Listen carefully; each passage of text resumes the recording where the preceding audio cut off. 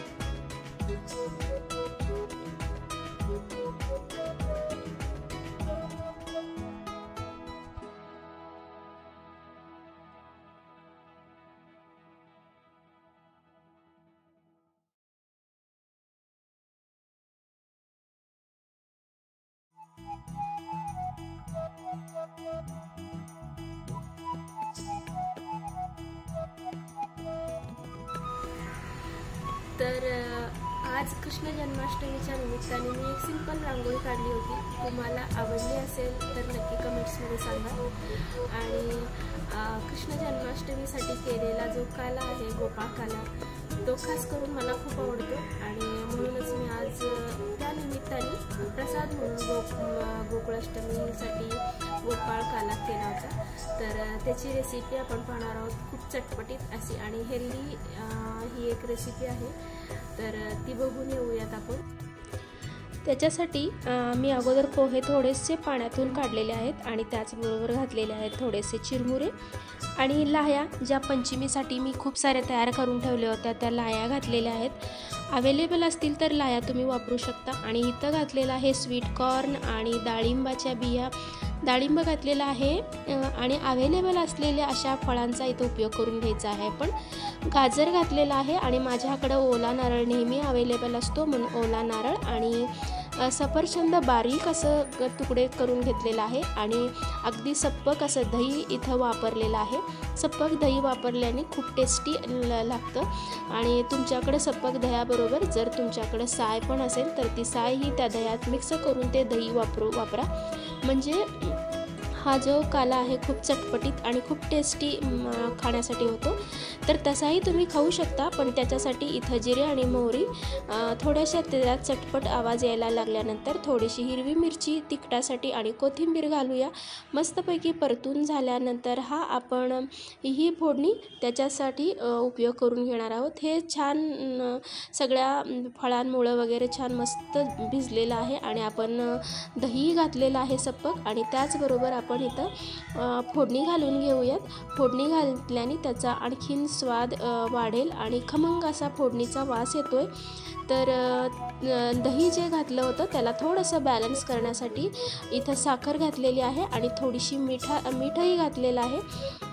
तुमच्याकडं जर चटपटीत असं जे आपलं काळं मीठ असतं ते घालू शकता तुम्ही, त्याच्याने पण स्वाद येतो। कोथिंबीर घातलेली आहे आणि सगळं जर मिक्स केल्यानंतर करवंटीतूनच मी देत आहे, कारण खूप छान दिसायलाही घेणाऱ्यालाही।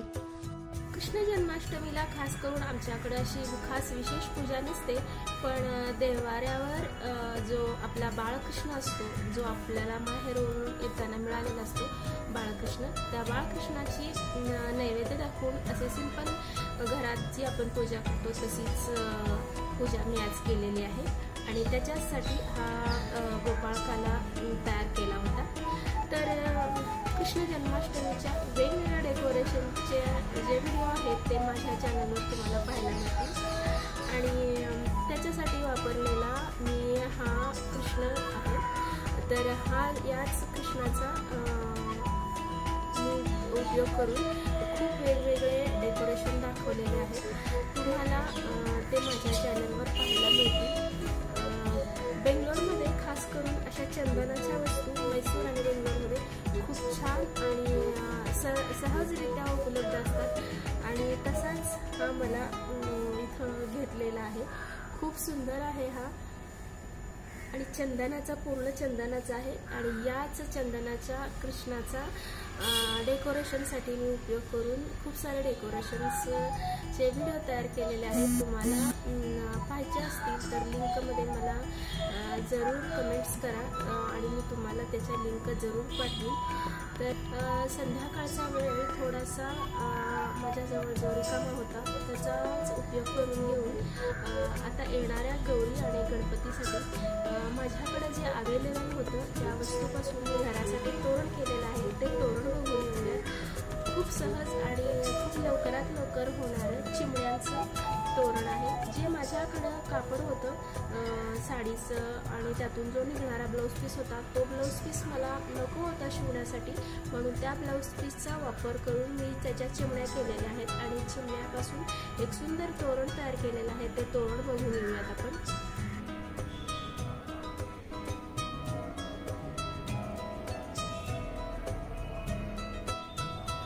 तर त्यासाठी मी 2 सुया घेतलेल्या आहेत.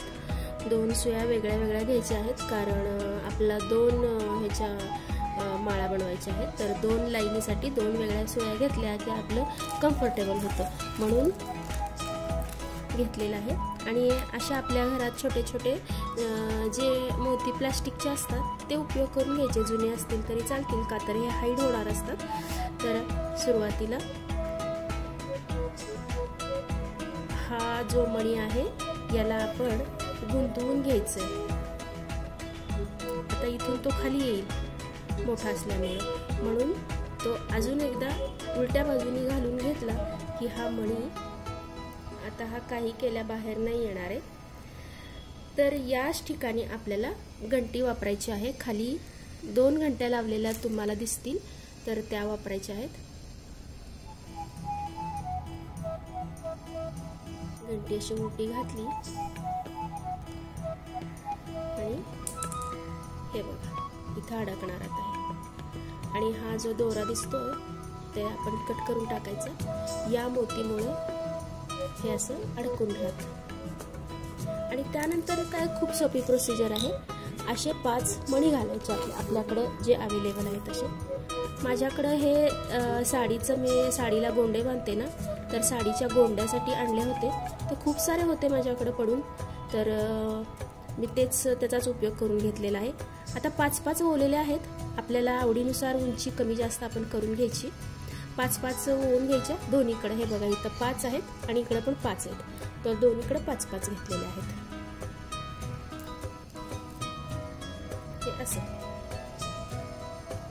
हे असं झालं. हे एकीकडे 5 झालं. आता आपण सेम दुसरीकडे 5 करून घ्यायचं.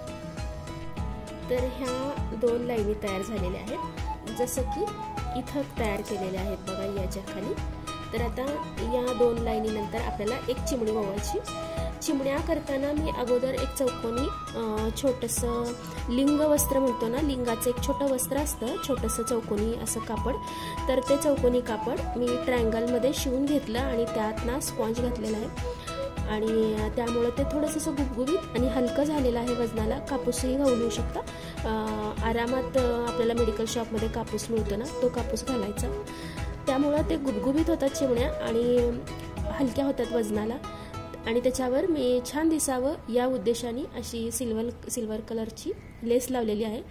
त्यामुळं ती चिमणी आणखीन छान दिसेल. तर ही चिमणी आपल्याला वळवून घ्यायची आहे. वळवून घेताना आपण आता या बघा मी अशा खूप साऱ्या चिमण्या तयार केलेल्या आहेत.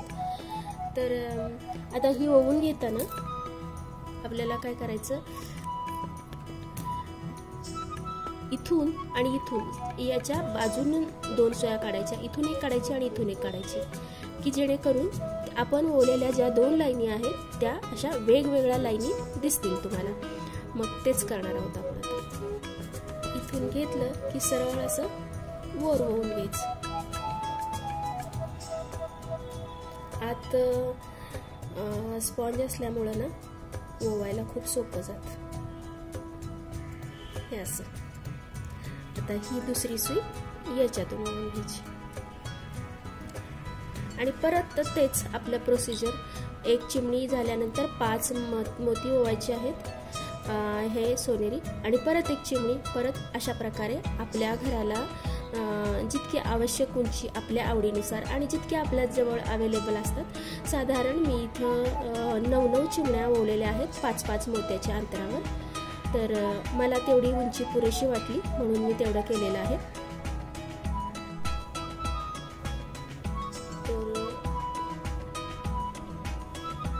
पूर्ण 9 चिमण्या ओवलेल्या आहेत.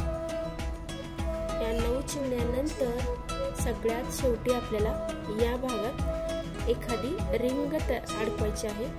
आणि ही रिंग अडकवताना हे दोन्ही भाग असतात, त्या दोन्ही भागाला एकत्र करून अशी एखादी तुमच्याकडं प्लास्टिकची रिंग असेल तर रिंग यात अडकवून घ्यायची. म्हणजे या रिंगेचा उपयोग आपल्याला खिळ्याला अडकवलं की मग हे उपयोगाला येतं. तर हे रिंग इथं आपण गुंतवून घ्यायची.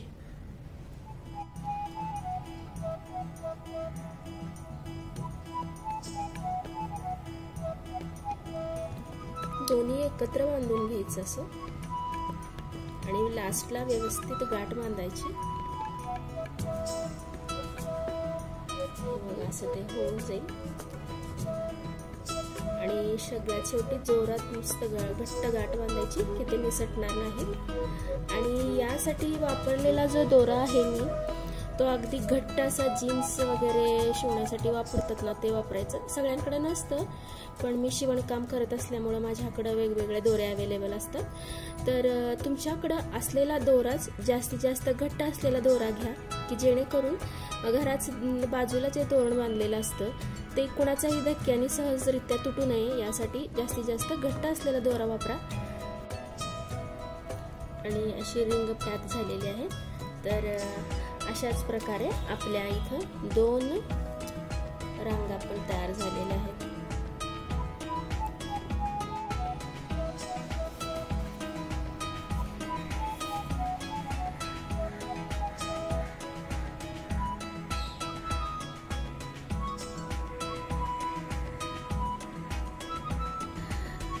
आजचा माझा एकूण व्हिडिओ तुम्हाला कसा वाटला हे नक्की कमेंट्समध्ये सांगा. आणि या व्यतिरिक्त तुम्हाला आणखी कुठल्या वस्तू बनवणं असेल किंवा गार्डनिंगबद्दल काही माहिती असेल तर जरूर मला कमेंट्समध्ये विचारा.